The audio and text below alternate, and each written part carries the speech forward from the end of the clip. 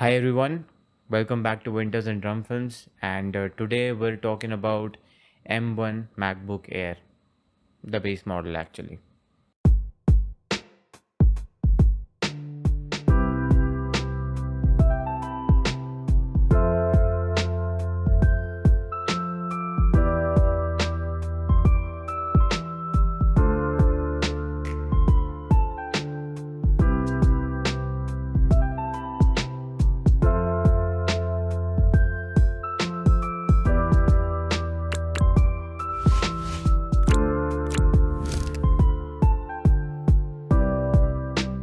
तो यार मैं बहुत टाइम से कंफ्यूज था कि मैं कौन सा लैपटॉप लूँ. I was really confuse actually between MacBook and Windows laptop. अगर मैं बिल्कुल 2 साल पहले की बात करूं, जब तक M1 चिप नहीं आई थी, तो तब तक मेरे को इतना कन्फ्यूजन नहीं होता. I would have straight away gone for a Windows laptop.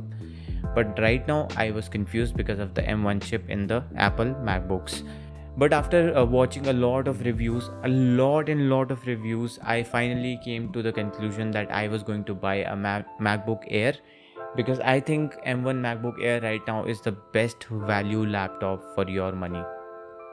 आगे बात करते हैं क्यों. तो guys, price to performance ratio was the first reason for me to buy this laptop. और इस पॉइंट पे डिटेल में मैं इसके फुल रिव्यू में बात करूँगा.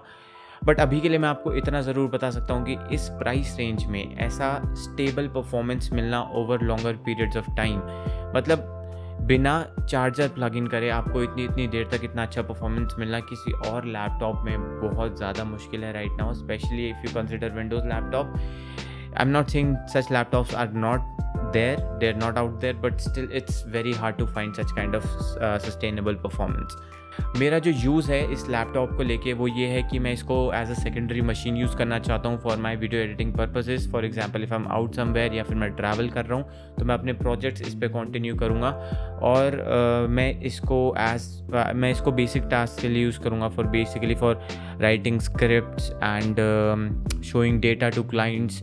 इन सब चीज़ों के लिए मैं इस मशीन का यूज़ करूँगा. एंड जनरली भी मैं बात करूँ तो उन सब चीज़ों को करने के लिए भी, सिर्फ आपको बेसिक टास्क भी करने हैं तो भी इससे अच्छा मशीन मार्केट में नहीं है. Things just happen in these machines, you know. आप कोई भी चीज़ पर टैप कर दो, it just opens. There are no hiccups, no nothing. आपको कोई भी, you don't have to go around any and do anything. Things just happen, you know. They're very straightforward and the performance is really nice, and I really appreciate that as a creator.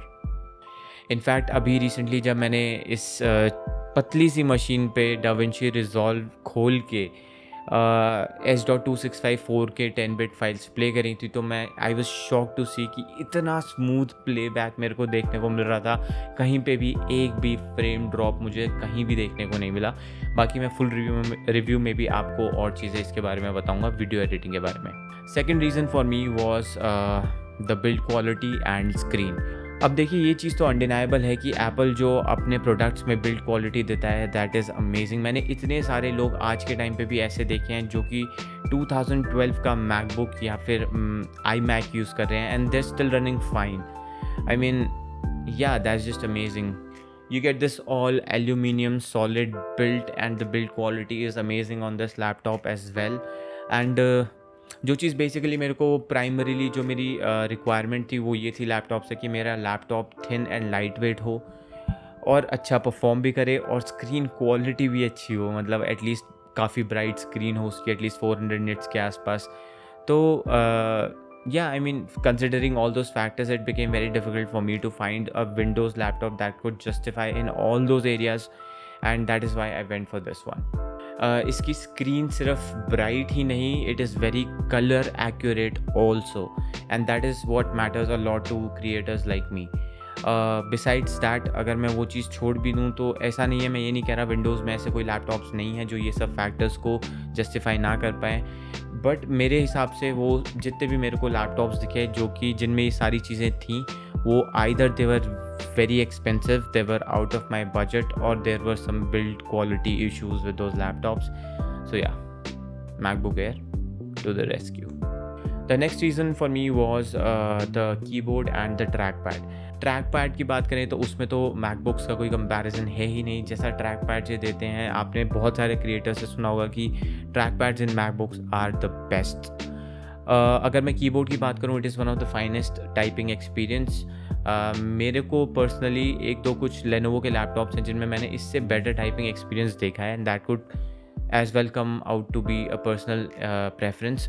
But हाँ, मतलब और भी Windows laptops में इससे better keyboard हो सकता है हो, but to be honest, according to me, in my opinion, it is one of the best keyboards out there. And आपको टाइपिंग में कभी कोई दिक्कत नहीं आएगी, कभी कोई प्रॉब्लम नहीं आएगी। जैसे पहले इनके जो बटरफ्लाई कीबोर्ड्स आने लगे थे उनमें प्रॉब्लम्स आ रही थी, वैसा अब कुछ नहीं है। These keyboards are amazing.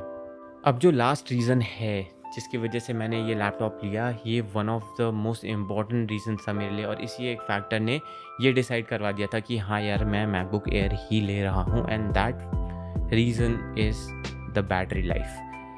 यार, बैटरी लाइफ मेरे लिए बहुत इंपॉर्टेंट इसलिए है क्योंकि मैं ट्रैवल बहुत करता हूँ। अभी रुका हुआ है ऑब्वियसली बिकॉज ऑफ कोरोना, और अभी मैं करूँगा, अपनी टेंशन मत लो। और ये एडवाइस मैं उन लोगों को भी दे रहा हूँ जो कि ये बातें, ऐसी बातें बोल रहे हैं ना कि थर्ड वेव आने से पहले ट्रिप पे निकल जाते हैं। Stop with this negativity. मैं ये नहीं कह रहा कि आप ट्रिप पे मत जाओ, obviously everyone needs an outing right now, and अगर आपका मन कर रहा है तो आप मॉडरेशन में जाओ, आप जाओ, होकर आओ, मैं उसके लिए मना नहीं कर रहा। बट ये माइंडसेट गलत है। You are already accepting the fact that there is going to be a third wave. Please मतलब ये प्रे करो कि ना आए थर्ड वेव, और सब कुछ अच्छा हो, और अब आप अभी भी घूमने जा रहे हो और आप फ्यूचर में भी उतनी फ्रीडम के साथ जा सको। बहुत बातें हो गई, वापस मैकबुक पे आ जाते हैं।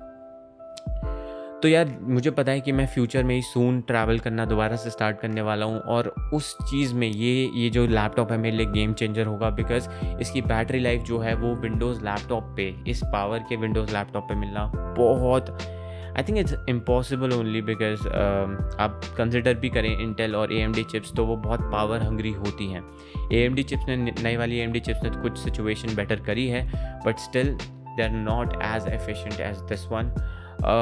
इसको अगर आप मॉडरेटली यूज़ करो तो ये 2 दिन तक भी चल जाता है, और अगर आप इसको हैवी यूज़ करो तो 1 दिन तो डेफिनेटली चलेगा ही चलेगा, और हो सकता है उससे ऊपर भी चल जाए, which is amazing for such a thin and light laptop. और एक और बहुत इंपॉर्टेंट चीज़ जो बैटरी से रिलेटेड है वो ये है कि अगर आपको विंडोज़ लैपटॉप में से over longer periods of time अगर आपको बहुत ज़्यादा परफॉर्मेंस निकालनी है तो आपको उसको प्लग इन करके रखना पड़ता है, बैटरी पे चार्जिंग पे लगा के रखना पड़ता है। That's not the case with these laptops because of these arm chips. It doesn't matter if you're plugged in or not, you're gonna get amazing performance anyway. So that's a huge positive point for me, especially when you're traveling around. तो यार obviously मैं आपको ये चीज़ already बता चुका हूँ कि मेरा डिसीजन स्टार्टिंग से ही मैकबुक का नहीं था, मैं विंडोज़ लैपटॉप्स कंसिडर कर रहा था, और 2-3 लैपटॉप्स ऐसे हैं जो कि मैं ऑलमोस्ट फाइनलाइज कर भी चुका था।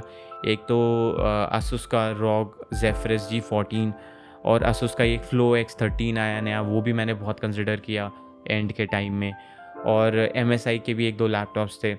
But there was constantly one or the other problem with each and every one of them.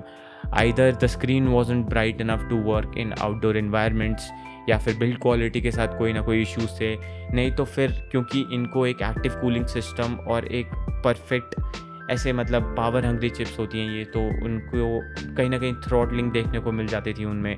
तो ऐसी प्रॉब्लम्स को कंसिडर करते हुए ही मैंने ये मशीन लिया, क्योंकि मुझे पता था कि ये सब इश्यूज़ मैं काफ़ी अच्छे एक्सटेंट तक इस मशीन में अवॉइड कर पाऊँगा।